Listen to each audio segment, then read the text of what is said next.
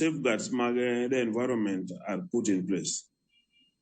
And this is not the first time what this exercise that has been done over the years. Kaka na wacho itime Ethiopia sani, itime Tanzania, karamana Kisumu cannot mean much. So we usually say ni komoko chemical no, or the population must stay out of that place for about 30 days. And in any case, kiudo kuma wingi doki good no. Most of the times kiudo in reeds, those places are usually wetlands.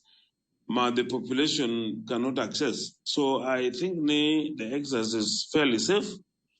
And over the years, we have done this exercise and we have never wayudo problem or environmental adverse effect.